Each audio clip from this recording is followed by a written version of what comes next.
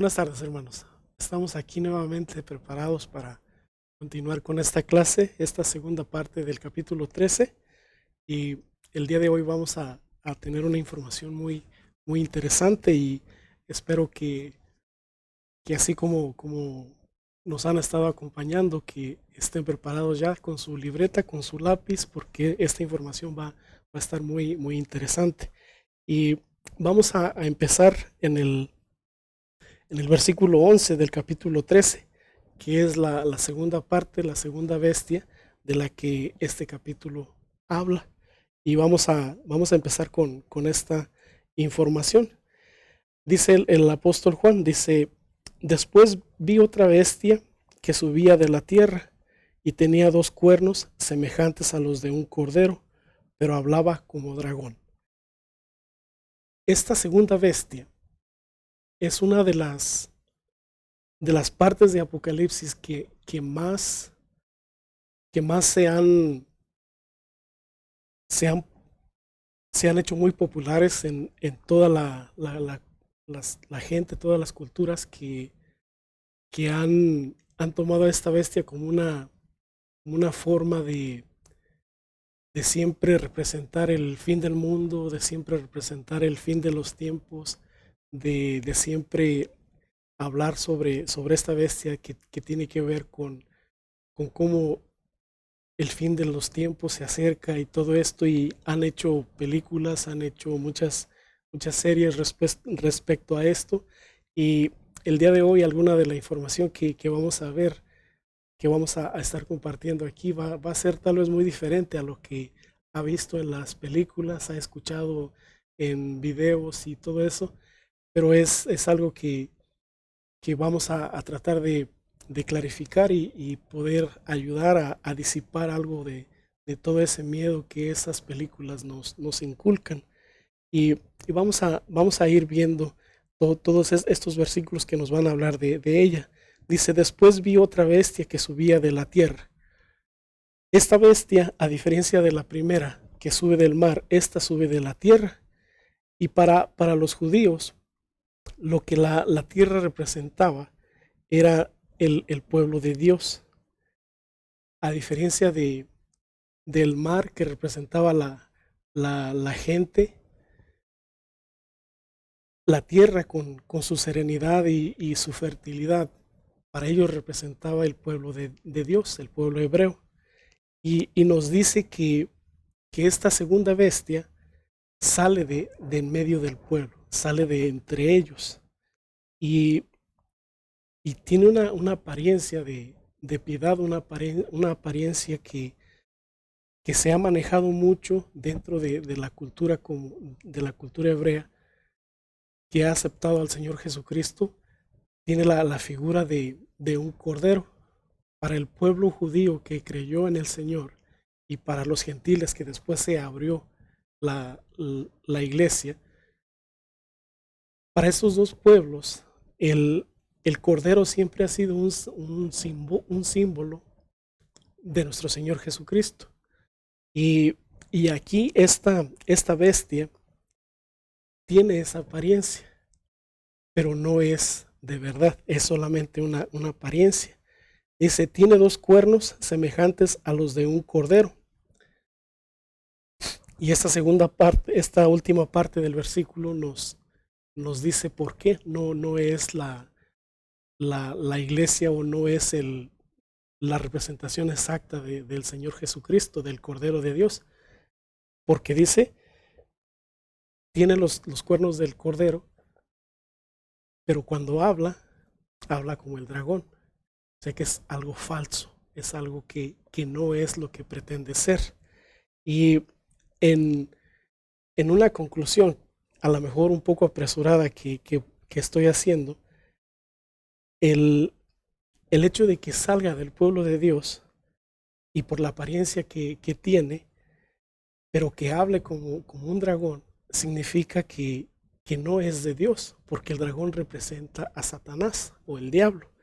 Y entonces, por lo que podemos concluir es que representa a una religión falsa, un camino falso, que aparenta ser la realidad, que aparenta ser la verdad, que aparenta ser lo bueno, pero no lo es.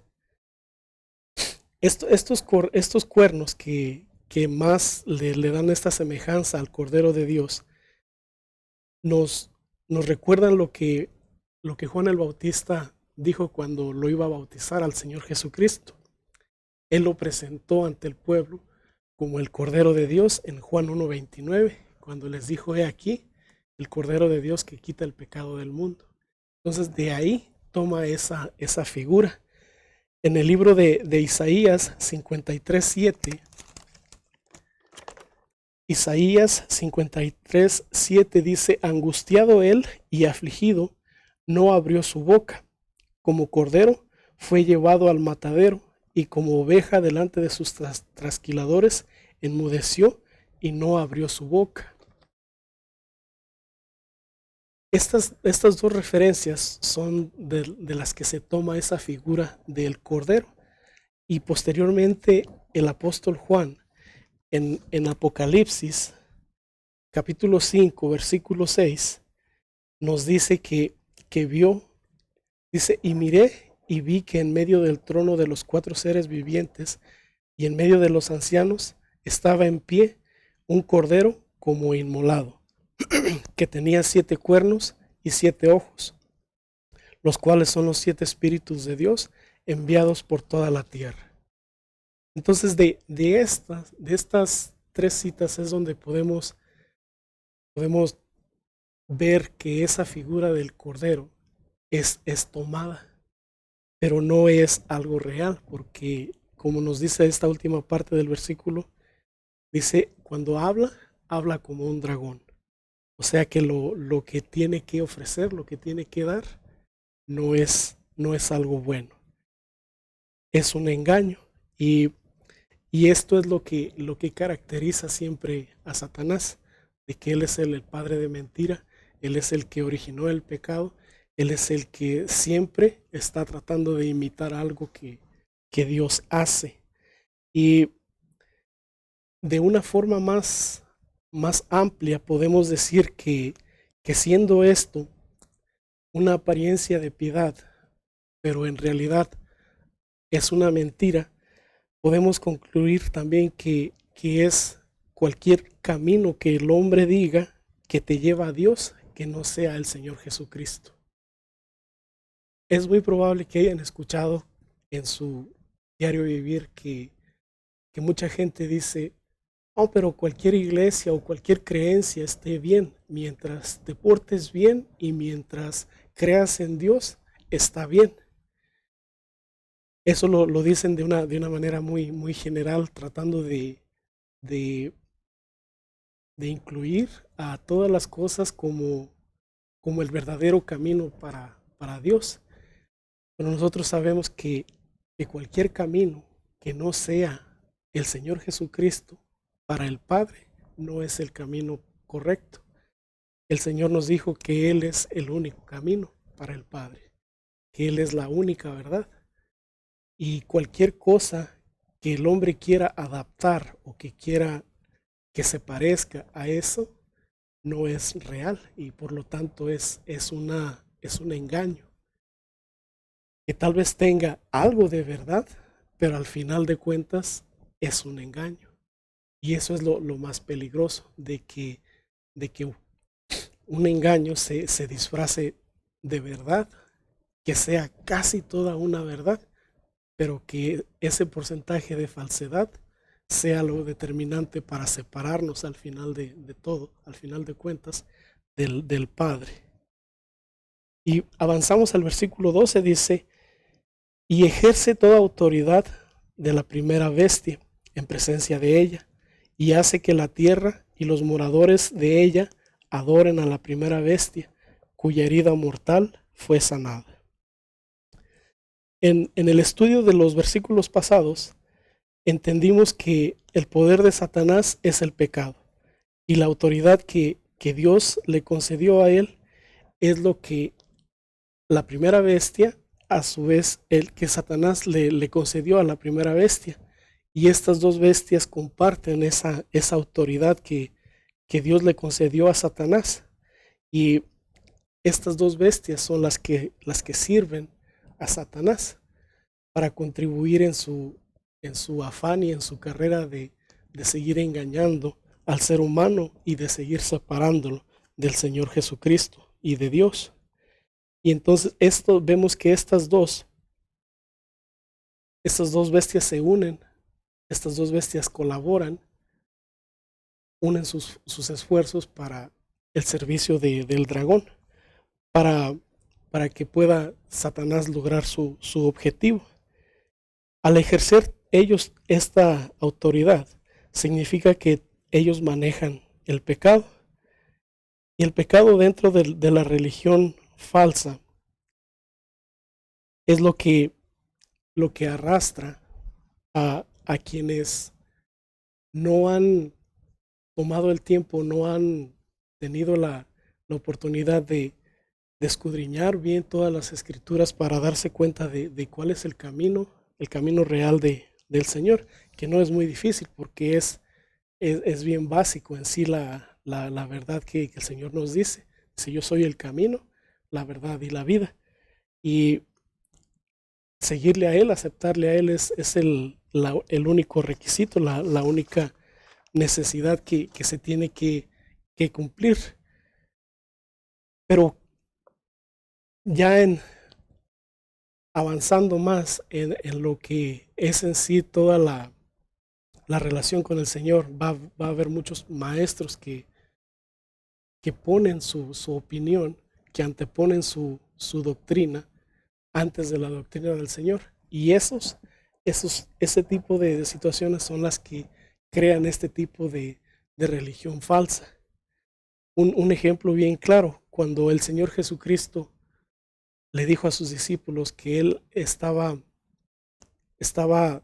dando la comunión, la cena del Señor como un memorial de su muerte y como un recordatorio de su segunda venida, que dijo: es el pan sin levadura y es el jugo de la uva. Pero cuando alguien decide hacer este memorial con pan, con levadura y con agua en vez de vino, entonces ya están ellos anteponiendo su voluntad a la voluntad del Señor Jesucristo. Y ese tipo de cosas, ese tipo de detalles son las que aparentan una verdad, pero al final del camino, al final de cuentas, son una mentira. Que utilizan la figura del Señor, sí, utilizan sus palabras, sí, pero al final ellos terminan haciendo las cosas como ellos quieren, como ellos deciden. Y esto es lo que el versículo que dice el Señor dice: si me amáis, guardad mis mandamientos. Entonces esto es lo que, al no hacer las cosas tal como Él las pide o tal como Él las quiere, es donde entra ya toda esa controversia y lleva a un camino de error. Avanzamos al versículo 13. Dice: también hace grandes señales, de tal manera que aún hace descender fuego del cielo a la tierra delante de los hombres, y engaña a los moradores de la tierra con las señales que se le ha permitido hacer en presencia de la bestia, mandando a los moradores de la tierra que le hagan imagen a la bestia que tiene la herida de espada y vivió.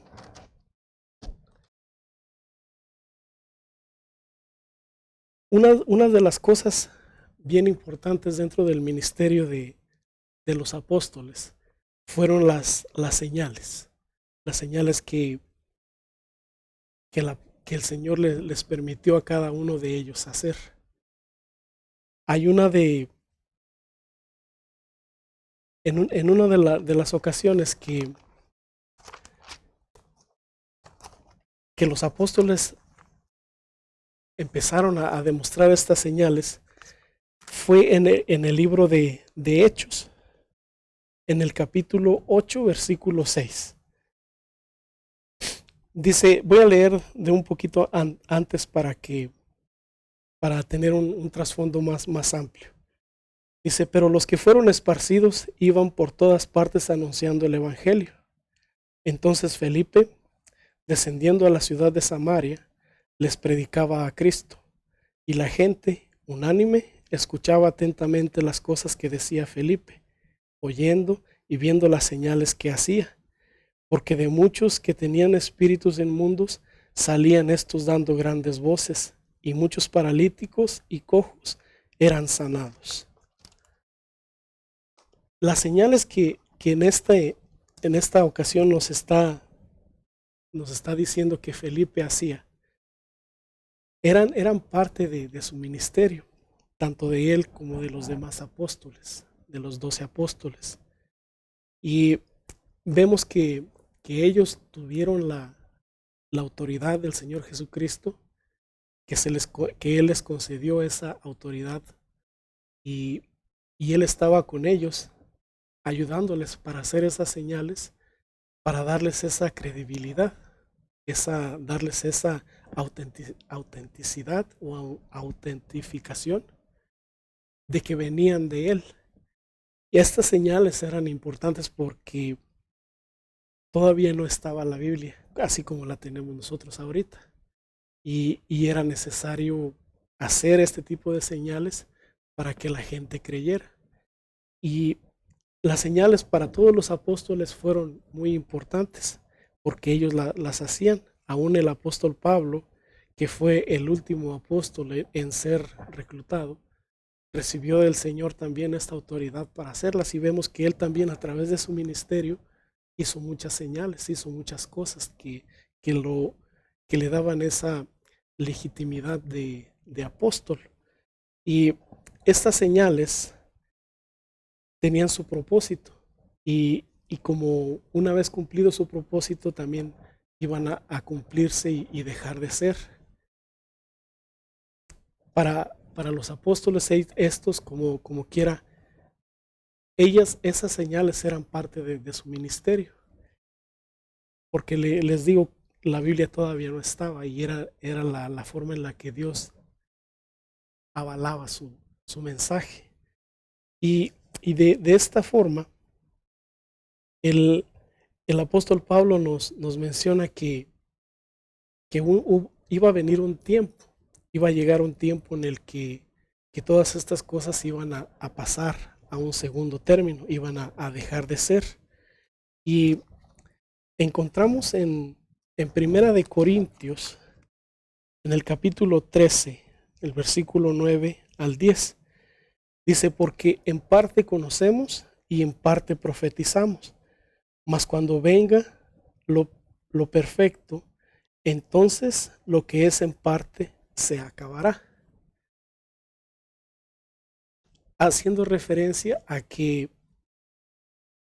el ministerio de señales que tenían, cuando la Biblia fuera terminada, la revelación fuera completa, todas estas señales iban a dejar de ser.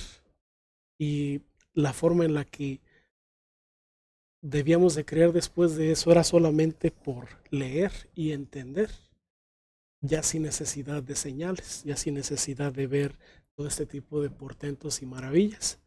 Ahora teníamos ya la Biblia escrita, y el apóstol Pablo nos dice que todo esto tiene un tiempo, un proceso, y en el momento en el que él está escribiendo esta carta,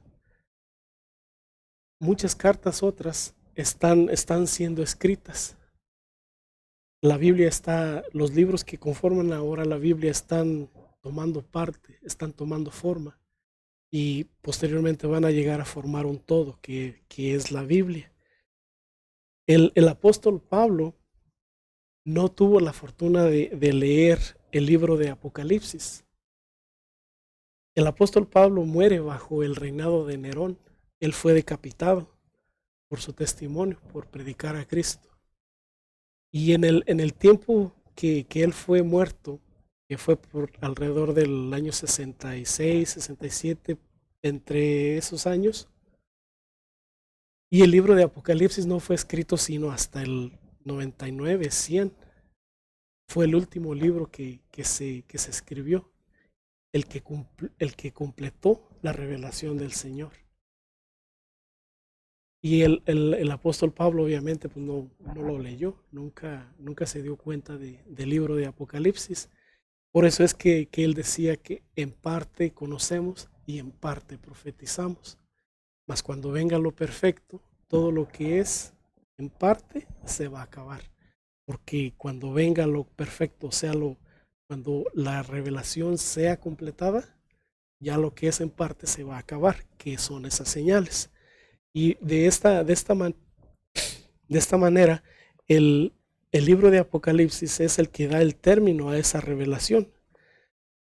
Estaban todavía sueltos como en forma de carta todos los libros que conforman la escritura, pero ya estaban escritos, ya la inspiración había sido dada y tuvo que pasar mucho tiempo para que la tuviéramos así en la forma que la tenemos ahorita, como un solo libro con diferentes libros adentro. No fue sino hasta el 1455 con la invención de la imprenta mecánica por el señor Gutenberg, que la primera Biblia fue que salió, y la Biblia fue el primer libro que se escribió, que se imprimió. Entonces ya estaban todos los elementos, pero no estaban todos juntos en un solo paquete, en un solo libro. Pero la revelación ya había sido dada. Y entonces esas señales, el sacar fuera demonios, el curar a enfermos, el sanar cojos, el, todo ese tipo de maravillas que ellos hacían, todos esos eran milagros avalados por Dios. Y en este caso aquí, esta bestia nos dice que también va a hacer este tipo de milagros, pero no todos los milagros que pasan pueden ser de Dios. No todas las maravillas o portentos que hay son de Dios, especialmente aquellos que tengan que ver con las cosas religiosas, que, y sabiendo de que el enemigo se va a disfrazar de una religión, se va a disfrazar de cierta piedad, que va a aparentar como que es de Dios. Entonces, si, si esta dice, también hace grandes señales, de tal manera que aún hace descender fuego del cielo delante de los hombres. Si estas señales que le permite hacer el Señor al enemigo son parte de esas concesiones que Él dice que le permite, es, es algo que Dios, que solo Dios sabe cómo, de qué forma aún al mismo enemigo, al mismo Satanás, lo usa Dios para, para permitirle que tenga este tipo de señales. Pero debemos recordar que no todas las señales que se hacen son milagros de Dios o son señales de Dios. Él nos dijo que esas señales iban a tener un tiempo y que se iban a cumplir. Ese tiempo se iba a cumplir y que posteriormente nos iba a dejar toda su voluntad escrita aquí en la Biblia. Entonces lo que ahora nos concierne a nosotros es concentrarnos y realmente estudiar, realmente escudriñar las escrituras para darnos cuenta de cuál es la voluntad del Señor. Porque dice que con esas señales engaña a mucha gente, arrastra a mucha gente. Y, y si no tomamos el tiempo de realmente estudiar y entender cuál es el plan de Dios, cómo es que funcionan las cosas de Dios, cómo es que Él quiere que estas cosas sean, pues podemos ser fácilmente engañados y creer esos milagros engañosos. Vamos a avanzar al siguiente versículo. Dice, y se le permitió infundir aliento a la imagen de la bestia, para que la imagen hablase e hiciese matar a todo aquel que no la adorase. Como lo había mencionado anteriormente, esta segunda bestia colabora directamente con la primera bestia y ambas están bajo el servicio del dragón o de Satanás, y ambas están colaborando en la perpetuación del pecado y del engaño por la falsa religión. Cuando vemos que la autoridad, la fuerza que tiene Satanás es el pecado, y como en la primera bestia que se le dio esa fuerza, esa facilidad, esa autorización de perseguir a la iglesia del Señor, que vemos que son los gobiernos, los, la, las altas políticas que oprimen a la gente y que persiguen a su iglesia, y ahora con esta falsa religión, o que podemos catalogarlo o encerrarla dentro del nombre del falso profeta, del falso maestro. Entonces, de esta forma, estos dos colaboradores están perpetuando el engaño, están haciendo que se siga cultivando y que siga avanzando también la influencia de Satanás, el pecado mismo se sigue avanzando.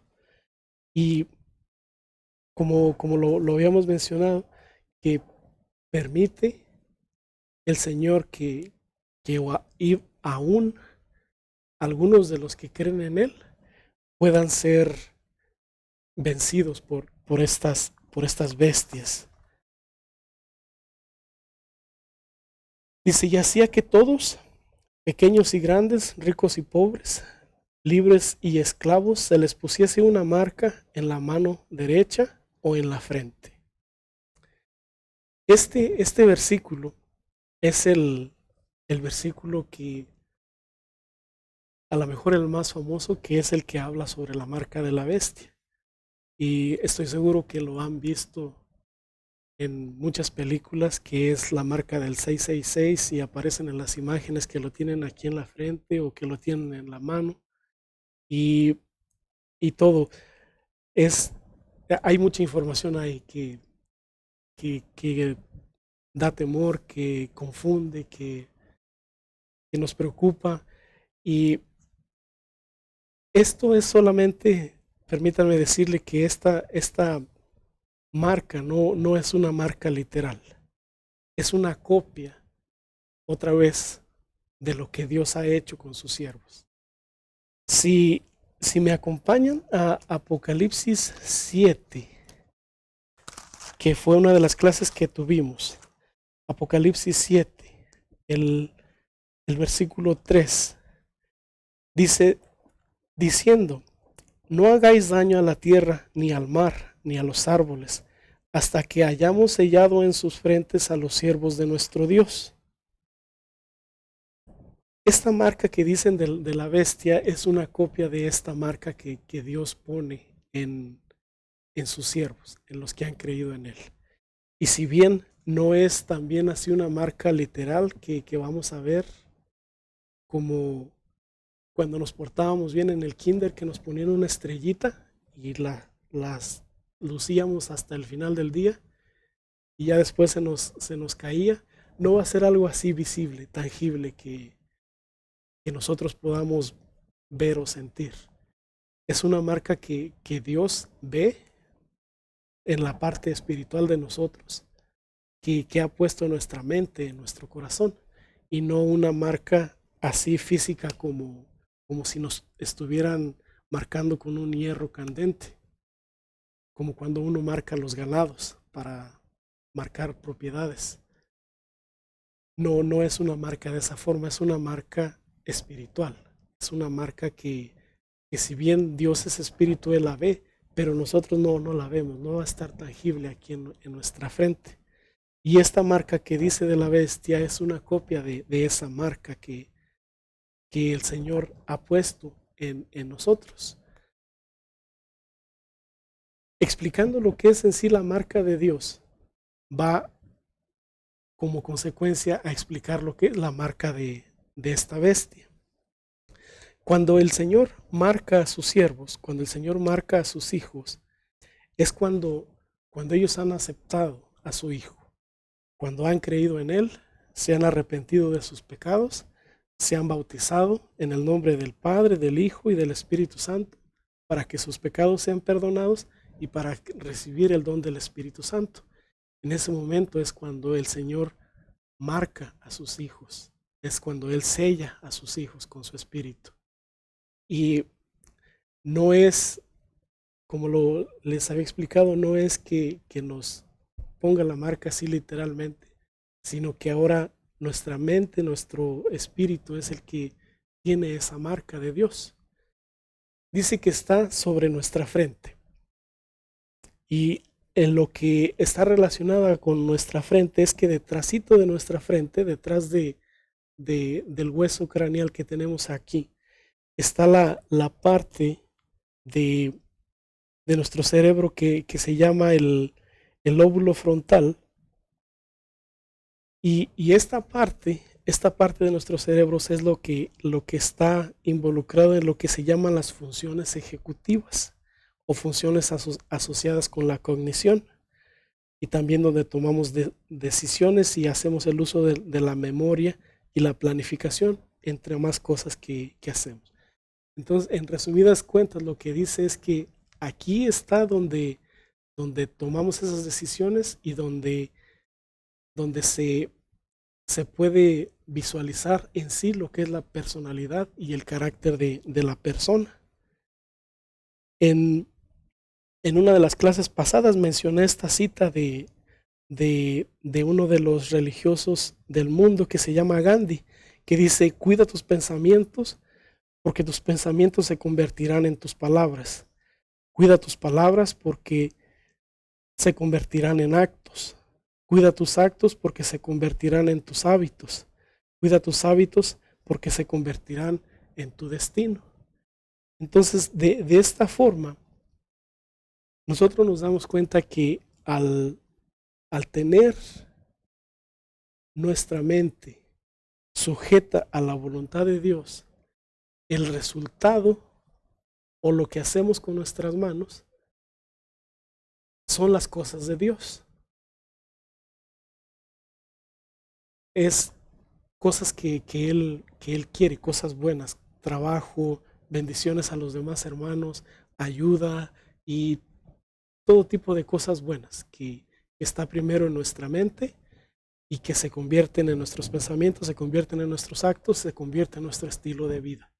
Ahora, si cambiamos esto a lo que es la marca de la bestia, que también va a ser una persona que adore a Satanás, pero usted no va a ver que tenga esa marca ahí, sino que simplemente por lo que tiene en su mente, porque en su mente están las cosas de Satanás, lo que va a hacer con sus manos van a ser cosas de Satanás.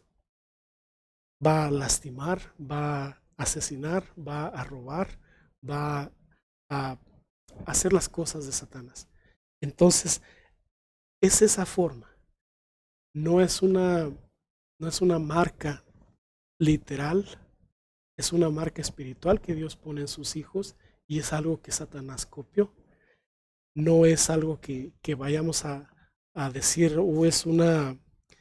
es un código de barras que nos van a poner, es un microchip, es una vacuna. No es nada de eso. Es simplemente lo que está en nuestra mente, lo que está en nuestro corazón. Y eso es lo que va a definir a cada individuo cómo se porte. Si está la voluntad de Dios en su mente, va a hacer las cosas de Dios. Si está la voluntad de Satanás en su mente, va a hacer las cosas de Satanás. Y de esta forma nos libera de esa información que dice que nos van a marcar y nos van a poner esto, nos van a poner lo otro y nos van a hacer esto y nos van a hacer lo otro. No. Y después, además de eso, recuerden que el Señor ya puso su marca en nosotros. Entonces no hay nada que Satanás pueda hacer en nosotros. Porque ya somos propiedad del Señor. Dice: y hacía que a todos, pequeños y grandes, ricos y libres, llevaran esta marca. Ok. Y que ninguno pudiese comprar ni vender, sino que tuviese la marca, sino el que tuviese la marca o el nombre de la bestia o el número de su nombre. Ok, a lo que esto se refiere es simplemente a que nosotros como cristianos ya no podemos, hay ciertas cosas que no podemos comprar ni podemos vender. Si son cosas ilícitas, no las podemos ni comprar ni vender. ¿Por qué? Porque no son cosas de Dios. Y esto me recuerda a otra lección que tuvimos aquí en las cartas de las iglesias. En la iglesia de Tiatira, déjenme encuentro esta cita, es en el capítulo 2, versículo 8. Toda esa carta de Tiatira, vemos que en esta ciudad era una ciudad próspera, era una ciudad que tenía que estaba muy bien económicamente, porque había mucho trabajo, tenían sindicatos, tenían lo que para nosotros lo conocemos como uniones o sindicatos, y, y dentro de esos sindicatos, en esa ciudad, había adoraciones a ciertos dioses, ciertos ídolos, y los hermanos que tenían un oficio que les hacía pertenecer a esos sindicatos no podían participar de esas cosas, porque dentro de sus celebraciones o rituales existía lo que era la prostitución ritualística o prostitución sacra de, de ofrendas a las diosas o dioses de la fertilidad. Y pues eso era algo de lo que como cristianos ya no podían participar. Y si de esa forma no podían participar, era de la forma en la que sus servicios no se podían comprar ni se podían vender, los marginaban por eso. Y entonces eso es en cierta forma también lo que este versículo nos quiere decir, que como cristianos nosotros hay cosas que simplemente no podemos comprar ni podemos vender. Y no es algo que la bestia nos vaya a hacer de que, ay, no les voy a vender leche porque no tienen la marca, o no les voy a vender galletas o pan porque no tienen la marca. No es algo así, sino es simplemente algo que tiene que ver con el carácter de nosotros como cristianos. Y entonces, de esta manera, hermanos, es que podemos resumir que estas dos bestias, una que es la persecución por parte de los gobiernos, nuestra lucha con el pecado y nuestra lucha con la religión falsa, lo que resume estas dos bestias, que, que es contra lo que tenemos que combatir, contra lo que tenemos que luchar como hijos del Señor, y que saber, mantener en mente de que mientras el Señor pueda ver nuestra fidelidad a Él y pueda ver nuestra dedicación y entrega a Él, nos va a mantener al margen de todo eso. Y solamente recuerden esto, que la protección del Señor está limitada a que nosotros estemos dentro de su protección, dentro de su radio en el que Él nos protege. Si atentamos a salirnos, si estamos buscando otras cosas en el mundo que no nos pertenecen o que no debemos de buscar, es donde nos estamos exponiendo, porque estamos siguiendo un camino que nos está alejando del Señor, y ese es el peligro. Pero si nos mantenemos dentro de esta fidelidad al Señor, debemos de tener esa seguridad y esa certeza de que Él nos va a cuidar siempre. Entonces, hermanos, voy a dejarlos con esto. Voy a prepararme para la siguiente clase y espero verlos en nuestra próxima clase. Que Dios les bendiga, hermanos.